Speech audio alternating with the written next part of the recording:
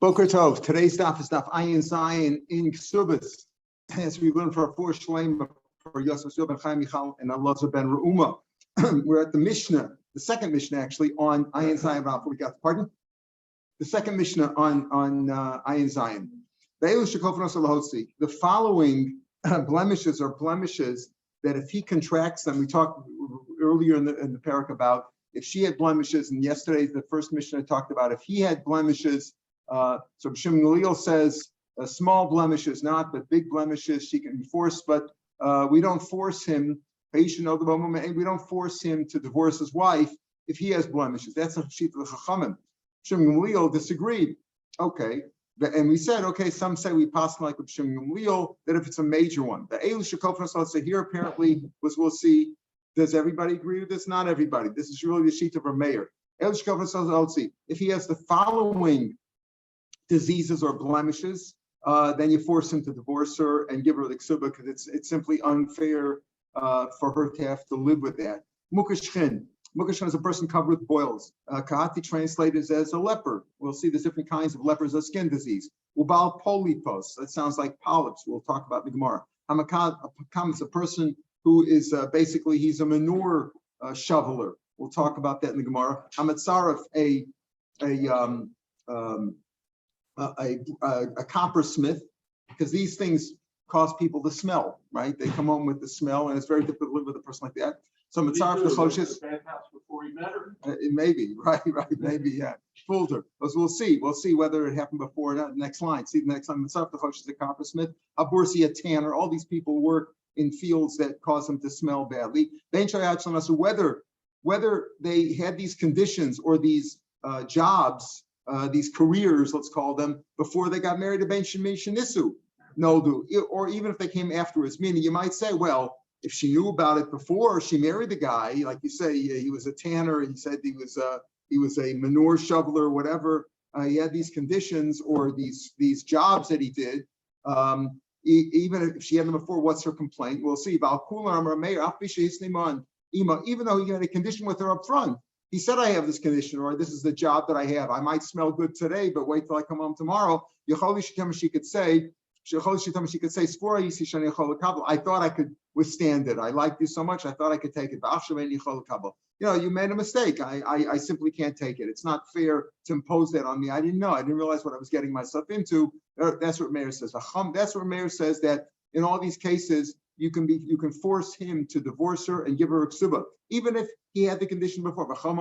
No, in all these cases, if it's just too bad, that's his job, and she has to accept it. It's not something that's unlawful, unless he's a leper, or let's call it a skin disease, a leper. Because in that case, she weakens him. In other words, having bia with him and a leper, he can't live with her because just sleeping together will hurt him, will weaken him badly. Another Gemara ends off with a story, and see just in this story, the Mishnah is like indicating the fact that women can't always handle these things. Even the Chacham say that she has to accept it, but she doesn't have to accept it up front. She's not going into it. For example, this story, the story inside, and that's in today's Lebanon. There was a story with a tanner, Shemes, he died. He died with no children, of course. What do we know the halach is? If he has a brother, he has to perform more chalitza. They were that was the family business. The Tanner brothers, right? They were in the Tanner business. The Chacham said, she could say, I could handle it with your brother. In other words, your brother, who was my first husband, I managed to live with him even though he's a tanner. But I can't accept it with you. In other words, you can't force her to do yibum because it's a legitimate claim for her to say, I want the chalitza because I can't handle it. She said, wait, your first husband, my brother was a tanner and you live with him. Him I can handle. I overlooked the tannery, but with you I can't handle it. That's a legitimate claim. And in that case, the Chachamim would force him to give a chalitza and not yibum.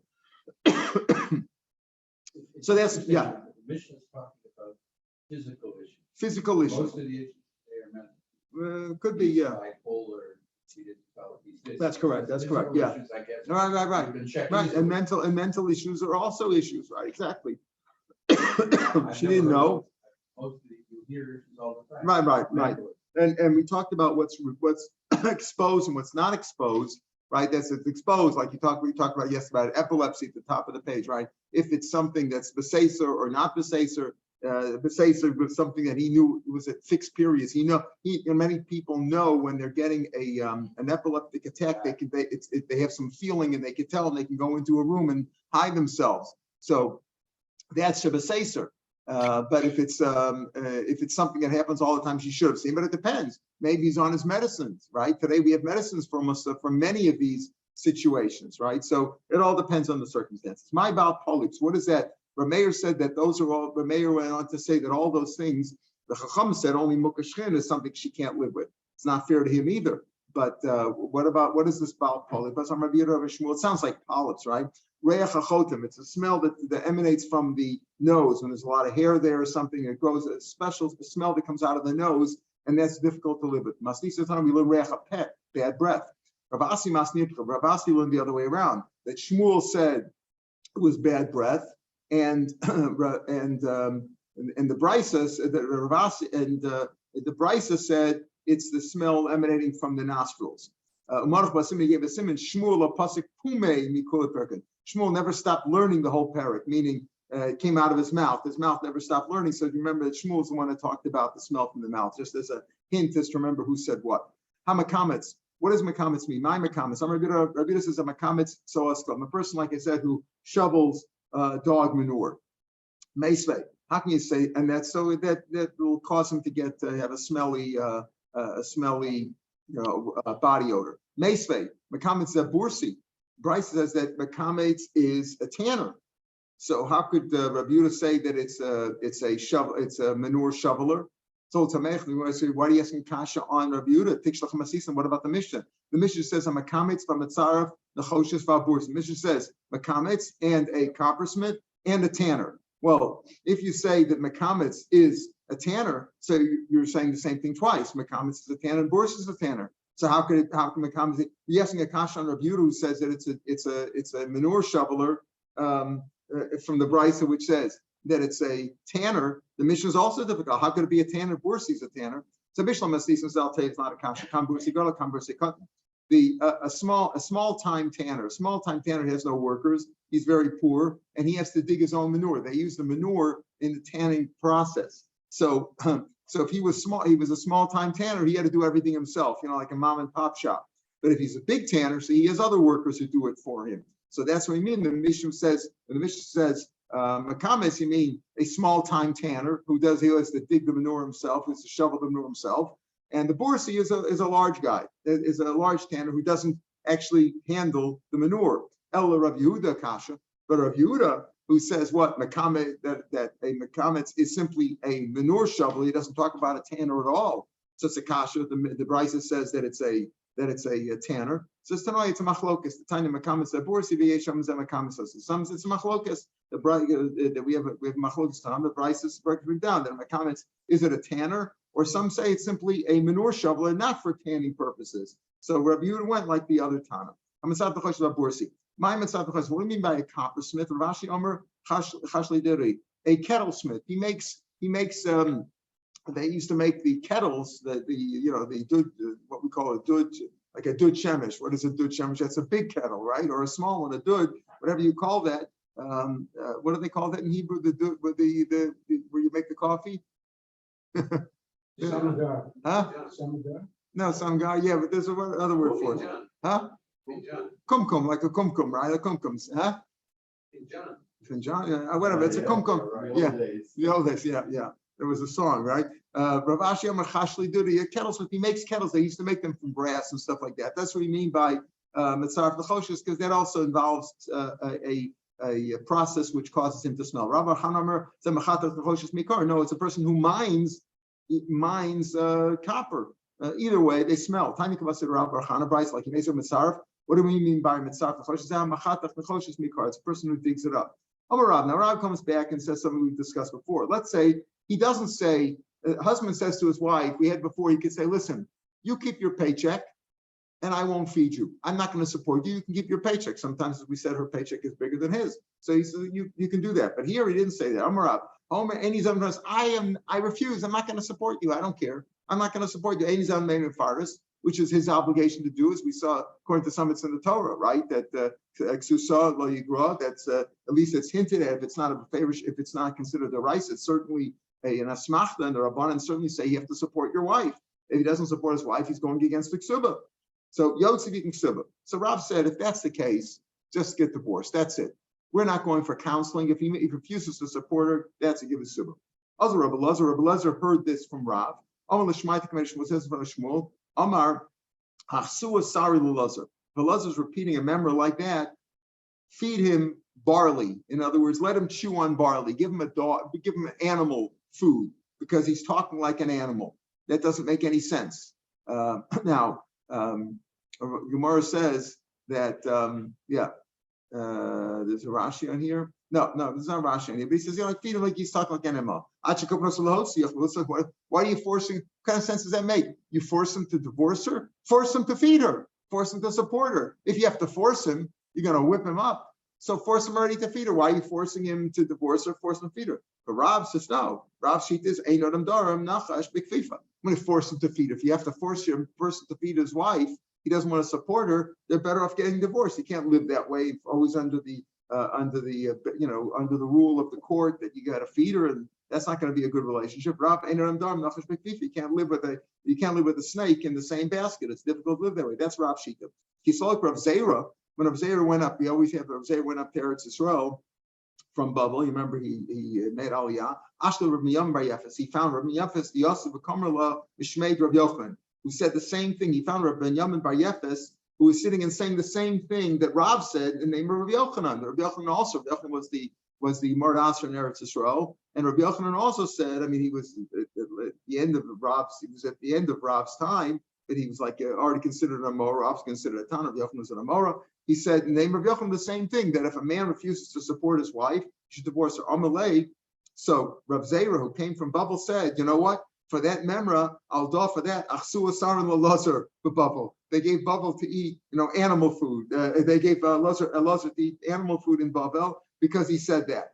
So, but the point is, you see, Rav and Rabbi Yochanan held that. That's beyond counseling. That's beyond forcing. Amar Rav Asi. Different years is what this is. Arguments of Asi. Ain ma'asan obsuls. But you don't force when you employ force. He said you employ force if he doesn't want to feed her. But he says that you only force psulos, meaning when the Torah prohibits their marriage. We're not talking about things that the Rabbanan. Here, most of these halachas are Rabbanan. He doesn't do this, doesn't do that. But the Raisa, psulos, you only force psulos. When he said this in front of Shmuel, Ibn Rav said the same Asim. He said this in front of Shmuel. Amar, what's an example of things that are awesome in a Torah? Amar l'kohen gadol. Grusha chutza l'kohen hedyo, even though chalutza is really drabanan, but things like that is always considered like a grusha. Mamzer Sinsil Yisrael, Bas Yisrael, so all these are prohibited marriages min Torah. So in these cases, that's where we force. That's when we psulos. Abel nasi isha. But let's say something which the Torah did not say you cannot marry her. For example, let's say nasi isha v'shoyim eretz Yisrael. Let's say a man married a woman and he lived in Eretz Yisrael for 10 years. Below Yod and never made children. Ain't kofan. So even though at that point he's supposed to take another wife, we don't force him to do that. Now you might say, why? Because Torah, he could just take another wife in addition, like the person that we have who lived over here. The first wife didn't have any children, so he took a second wife, a co-wife. They had several wives, right? He took a co-wife at the same time. But a person that says Torah, he doesn't have to divorce her, just take another wife. But since generally a person doesn't want to have two wives, so you have to divorce first one and take the second one. There we don't force. That's nasi she. He says in the name of Shmuel, you do force. You do force them. Even by a drabanan, you also force. Okay. So Rav Asi started saying you only force in the case where they're doing something against the Torah. When other things were said, Rav and Rabbi Yochanan said you force him to give her a divorce. You force him to give her a divorce, even if he refuses to feed her. But if Tachlifa said, even if he doesn't want to divorce her after 10 years with no children, our Mishnah said, Elu Shekofan. Here are examples of where you force Shekofan Salahot. See, Mukashkin, like we talked about, a leper, bowel polyps, if he has polyps, bad breath. So Vishlam Ravasi. So I understand Ravasi. He says only psulos, only things which are puzzle min Torah, like mamzer and things like that. I understand. Rabbanan Tani, the rice like Tani. We don't have to tell me that something is awesome in a Torah, you force him to get divorced.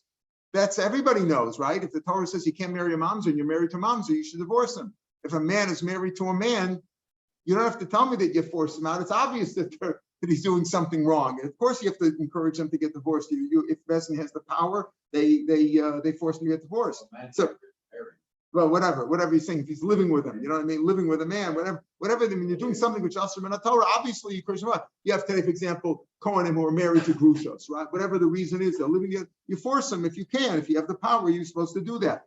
But so we're not talking about Doraisas. The Mishnah is talking about Drabanan, things which the Torah didn't prohibit specifically, like if he has a bad breath or he's smelly or whatever it is, those things you could. The Mishnah says you force him. Elor Tachlifa Baravime, who includes also being married 10 years in Eretz Yisrael with no children, that you force him to get divorced there too. That's a drabanan. So why don't you list in Yasa Isha B'Shoyim Eser Shana V'Layolda Kofana? So why doesn't the Mishnah list that too? Mishnah's only talking about smelly things that you force them to divorce. Why doesn't the Mishnah say here are other cases which are only Yasa drabanan, you force them to get divorced?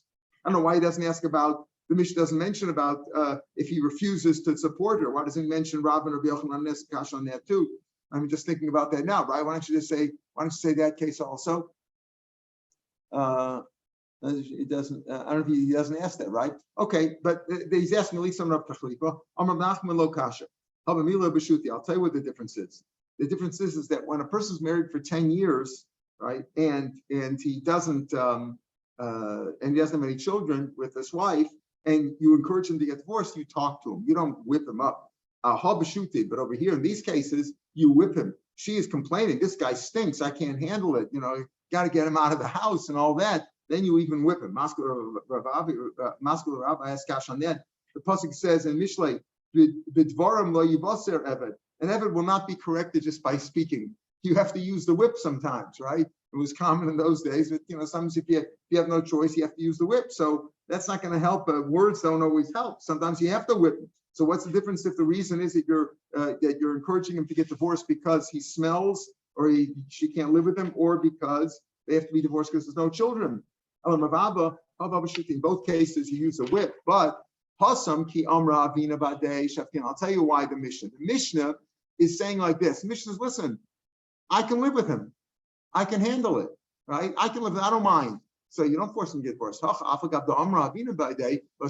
he doesn't have any children, then we tell him, what she says, I can live with him. You can't live with him if there's no children. So that's why it's not mentioned in our Mishnah. Our Mishnah is talking about cases where if she says, I don't object, that's okay. We're not talking about a case where even if she says, I don't object, you still have to get rid of him. And that's the case with not having children. What about Mukashkin? That even the Rabban Afagav the Amra Havina V'day Mukashkin, if he's a leper, and even if she says I can live with him, I can live with him. Lo Shakina, we don't allow her. It's not Chutz Mukashkin. Mukashkin, even the Chacham say you have to get divorced Meisha Makasa because she weakens him by having bia. She can't physically touch him.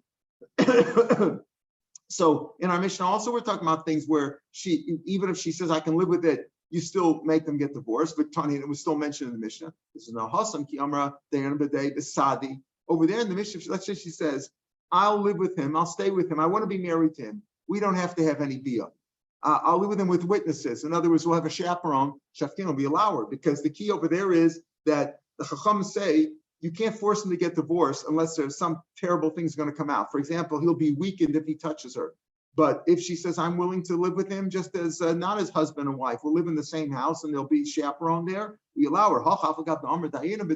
Even though she says, I'll live with him beside with witnesses, lo shefkinala, because what are the witnesses going to do? We're just going to make sure they don't bia. That's exactly the problem we're overcoming. The problem is he doesn't have any children.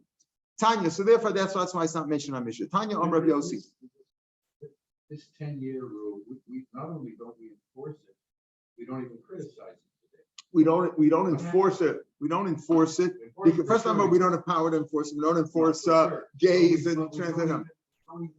Because we don't talk about it, because today, I think it's today, number one, you can't marry two women. But the question is, why didn't you force them to get divorced, etc.? There are many cases where it does happen today. We don't enforce anything today. That's number one. We don't. Okay, but I'll tell you the other issue is that nobody really knows what's going on in somebody's house, right? Why don't they adopt? Why are they having treatments? Right. We don't know. There's so many solutions today to the issue of Perivia. Baruch Hashem, there's solutions, right? That you have Machampua and you have all these different things. that nobody really knows what's going on. You can't, and it wasn't like the old days. The old days, he's married to a woman, there's no children, there's a problem. Maybe the problem is him, right? Not her. Right. Okay. So the Shemlo is going to be right. Maybe we don't. He said, okay, listen. The only solution is to get remarried to somebody else. Right. Today, there's so many solutions, and people don't want to get involved in that. But there's no power anyway.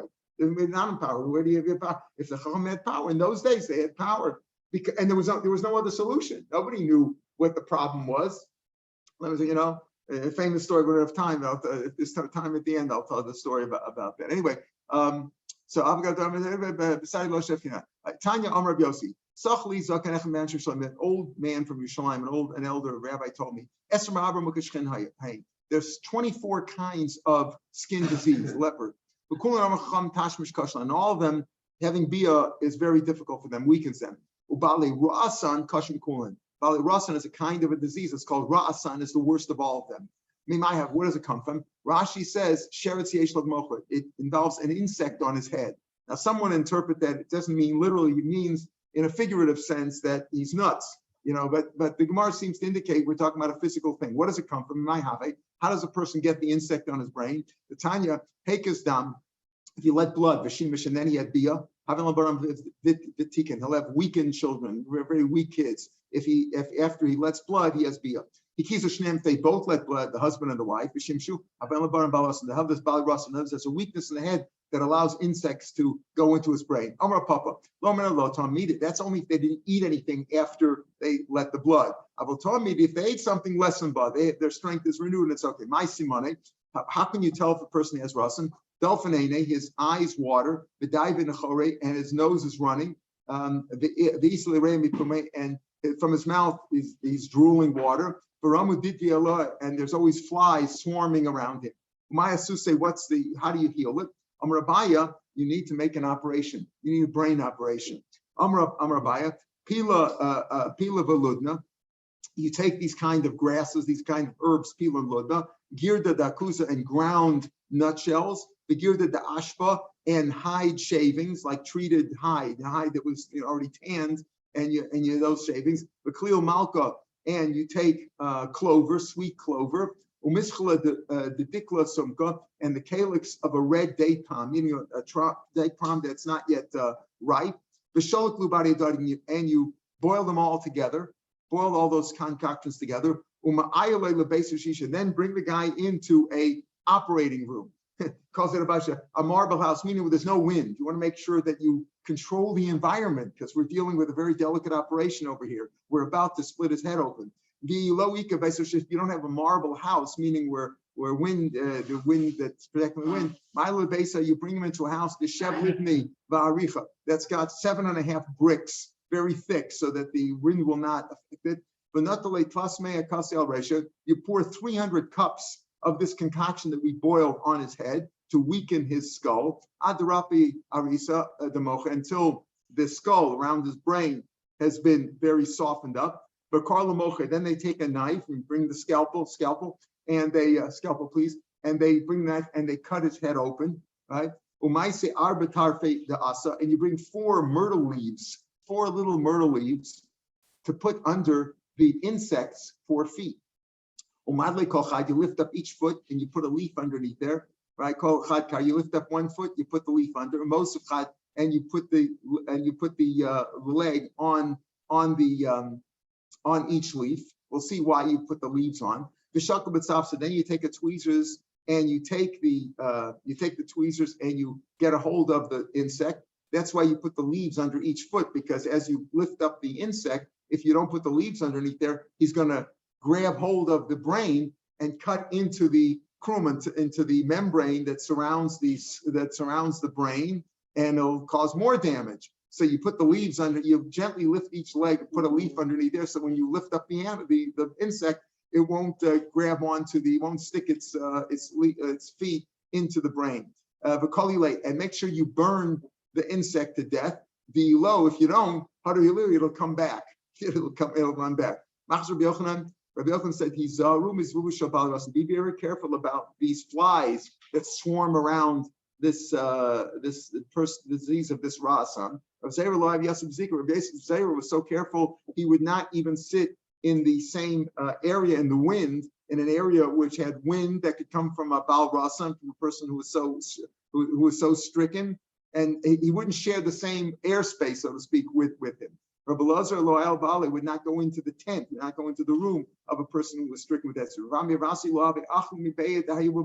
They wouldn't eat from eggs that came from the same alleyway, the same area in which the Baal Rasan. They were very careful. Talk about, like a disease or a, in other words, they had a hint that when they didn't understand anything about, molecules and the medicine that we have today, we understand the small, the vermin and all the diseases and what it's based on and everything. They didn't understand, but they understood that there's something, stay away from that, right? There's something in the air there that we don't know. We can't see that we can see. They didn't have microscopes. They didn't understand what we understand today, but they didn't stay away.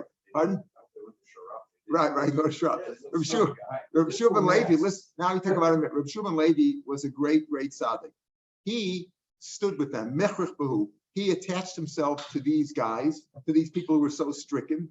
Basuk Torah, and he learned Torah because the Torah protected him. Omar, he said in the pasuk in Mishlei says about Torah, it says Ayelas of him. It's a lovely goat, the Chain, and a graceful deer. That's about the Torah.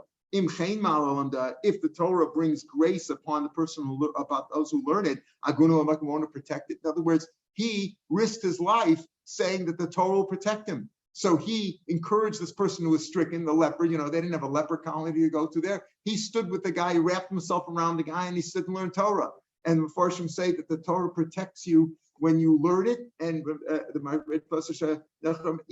even he stayed with the guy even when he wasn't learning. Moshe Migmar says the Torah protects you and saves you both when you learn it, when you masim tovim, other things protect you when you're doing them, right? But Torah protects you even when you're not learning it. If you learn Torah, now the Gemara said, he asked over here that the Rabbi Chanan asked, what do you mean? If it's hezek shchiach over here, where he could have caught the insect, right? He could have caught the disease, like you caught the COVID or something, right? When you have a epidemic, it's sick. Wasn't he worried about that? With this, we say shluchim mitzvah in the zaken. That's only when it's not shchich hazeka. Here it's shchich hazeka. He says that's by other mitzvahs. But now when it comes to learning Torah, because as we see from this Kal V'chomer, if the Torah brings grace on its learners, certainly it's going to protect you. Kavi Shachav, when he died, when he died, they told the Malach HaMavet, they said, do something for him. The man is a good man. Go do something on his behalf. Also, he appeared. The Malach HaMavet appeared to Rishim Levi. So Rishim Levi, show me my place in Gan Eden. Would you please show it to me before I die? Okay. How is he going to say? He said, by the way, Malach HaMavet, can I have your knife, please? Please give me your knife. Dilma Vasli Borch, on the way, you might try to scare me. Can I hold on to your knife? Give me your weapon. Yavle gave it to him. When they got near Gan Eden, Dalia, he lifted up Rishub and Levi, and he showed him where his place is going to be in Gan Eden. Shavar, Rishub and Levi quickly jumped, and he jumped over to the other side without getting the knife, without getting killed. Like he jumped over, Levi Dikahid, as we say. But the Malach HaMavet still held on to the corner of his garment, like holding on to him. Amalei, Rishub Levi said, I swear I'm not coming with you. Hashem said, if during his lifetime Rishub Levi had made a netter or made a shvua that he had to be mater netter on, like we're going to be mater netter soon, Nahader, then he should take him back and let him go be shoel on the netter. Elo, if he was never shown letter, he doesn't have to go back because he doesn't have to be mater netter. Leave him where he is. He swears he's not coming to him and leave it at that. Amalei, so Shmachma says, okay, fine. God lets you stay there. Give me back my knife. He didn't want to give it to him. He didn't want to give him back his knife. Give him back his knife. The mitzvah of Briyasa. You still need it for everybody else. The world has to go on. People have to die. You have to give him back his knife. Machras Elio Kamei, Elio and Navi was there. He called out in front of Shub Levi, make place, make room for Shub Levi. He's coming into Gan Eden. Also, He found Shimon Yochai was sitting on 13 golden stools. Amalei, Atu Bar Lavoy, are you really Yeshua Levi? Are you Bar Lavoy? Amalei, hey, says near Sakeshim Mecha. The rule is that Keshes, what is the Keshes? When we see the rainbow, that's to remind us that God will never destroy the world. That's only in a regular door. But if there's a door that has a great tzaddik, they don't need that sign. We don't need that sign. We have a great tzaddik. We don't need the sign instead. So he says, was there a Keshes? Was there in your time? Was there ever a rainbow? Amalei, hey, there was. In other words, he didn't want to take credit. He was Zemkein, Yatar Balavai, because Rabbi Shimon Levi was such a great tzaddik, says Rabbi Shimon Yochai, that there would be no need for a rainbow in his lifetime. Says, he like fooled me. He says, was there a rainbow in your lifetime? He says, yeah, there was. He said, you can't be Balavai because of Shimon Levi, there would be no rainbow in his time. Below, that's not the case. That's not really happened. There really was no rainbow because of Shimon Levi's sitkas. But there was no rainbow there. Shimon Levi simply didn't want to take credit for it. He was modest and he didn't want to take credit. He knew that the reason there was no rainbow is because of him, but he didn't want to take credit for it. Bar Papa was a friend of the Malach HaMavos. That's why he says, Oavo. He was a good friend of his, and he used to come to the Malach HaMavos and talk to Malach. When he died, so go do a tova for this Rav Chanina Bar Papa. Also, he went to him. This Chazan appeared to him. Amalei, Shafki, listen, give me 30 days. Come on, give me a stay of 30 days. So I can review all my learning. They say a famous line: happy is the person who comes to the next world learning in his hand. Talmud says in Psachim that the Talmud B'Yado, it's good when you write things down. When you write down Divrei Torah, it stays with you. Talmud B'Yado, something in your hand, something in your hand. Shafke, so he let him. So the Malcham Avos gave him 30 days. After 30 days, he came back as Chazi appeared to him. He said also, like Mishum Levi said, show me my place. Can you show me where I'm going? Can I have the knife also? Can I have the knife? Says, because maybe you're going to scare me on the way. What do you want to do like Rishum Levi? You want to take my knife and then not return it? I see Sefer Torah. Bring a Sefer Torah. Is there anything that says in the Torah that I haven't done? What are you suspecting me of stealing? Is there anything that I haven't done? The ask the Torah. Did you do what Rishum Levi did to attach yourself to a person who is stricken with Rasan and learn Torah? Even so, even though he hadn't done that, when he died, there was a pillar of fire that did not allow all the other people around him to come near the beer. Pillar of fire, to everybody else. The Gemir, we have a tradition, that a pillar of fire does not appear to separate the deceased from everybody else, only for one or two people in generation. So that's how great Rav Chanina Papa was, that even though he didn't do what Shmuel Levi did, but still a pillar of fire there. Came near him near the beer. Please extinguish the fire so the Chachamim who are here will be able to eulogize you properly. He didn't listen. For your father's honor, do it. But do it for yourself, that you should have some honor, that people should be maspid you and be osik and bury you properly. You need that. It's then the fire was extinguished. Amar Abaya, La Puke, this excludes a person who was not time. In other words, somebody who was not even Mekayim, who did everything in the Torah except for one little thing. That also, when we say the fire appears for somebody, it appears for everybody, even a person who left one little thing out, that also the fire wouldn't appear for him. What about you? Does that actually from you? You don't have a makkah. We just learned it the other week in the Torah, right? You have to have a fence around on your roof that people shouldn't fall off. And you didn't keep that in the Torah below. That's not what happened. He had a fence. The wind had blown it down right at that moment, and he didn't get a chance to put it up again. But otherwise, he really was in kind of the whole Torah. Why in Bavel are there no people stricken with that disease of Ra'asan, which affects the brain, etc.? Neisha Ochlin, Tardan, because they eat beets. And they drink beer that's made from hops from the Hizmi tree. Why are there no lepers in Bavel, they should ochel and tardim, because again, they eat beets, the shos and shecher, and they drink beer, and they wash in the Euphrates River, and that keeps them from having these diseases. Hanach Madar Asishto, that will complete this paragraph, and we'll pick it up here tomorrow. Participate in these surgeries?